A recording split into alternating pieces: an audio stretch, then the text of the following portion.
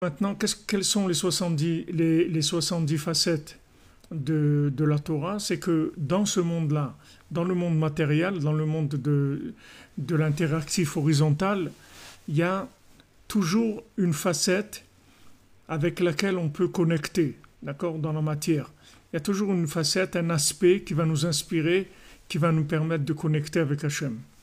Le problème, c'est que si on tombe des 70 facettes de la Torah, alors on n'a plus du tout de possibilité de se connecter. C'est-à-dire, c'est plus du tout connectable par l'interactif de l'horizontal. On est obligé d'aller chercher quelque chose de beaucoup plus profond, de beaucoup plus élevé, qui vient d'avant même que la Torah ne prenne une forme qui soit une des 70 facettes. C'est-à-dire qu'avant que ça vienne dans les 70 facettes, il y a une racine de ça. Cette racine, c'est les contes, c'est les images des contes. Maintenant, les images des contes, elles vont permettre de pouvoir aller là où notre compréhension ne peut plus aller. C'est-à-dire là où on est tombé dans le sommeil, c'est-à-dire qu'on est dans le sommeil, c'est-à-dire qu'on voit plus, on voit plus ce qui se passe. On voit plus du tout.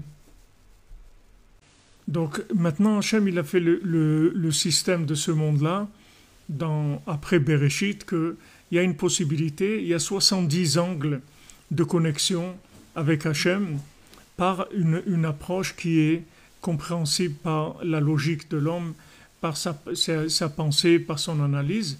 Et à ce moment-là, quand il se connecte avec cette facette-là, déjà il rentre en connexion et petit à petit il peut développer jusqu'à atteindre vraiment les 70 facettes de la Torah. Maintenant, quand quelqu'un est tombé des 70 facettes de la Torah, il n'y a plus de possibilité de le connecter. Il est inconnectable.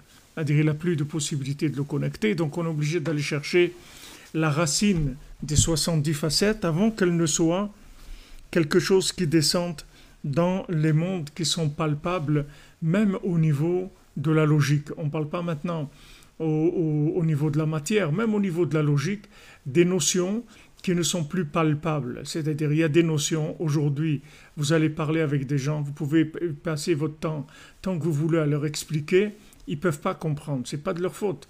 C'est pas qu'ils ne veulent pas comprendre, ou ils sont bouchés, ou ils sont méchants, ou ils sont mécréants, ou ils sont énervés. C'est pas ça leur problème. Leur problème, c'est qu'ils sont endormis, c'est tout. C'est-à-dire qu'ils ont perdu tout contact avec la réalité. Ils sont dans un coma mental. C'est-à-dire que vous allez les voir fonctionner. C'est-à-dire qu'il y a un côté fonctionnement de l'âme animale.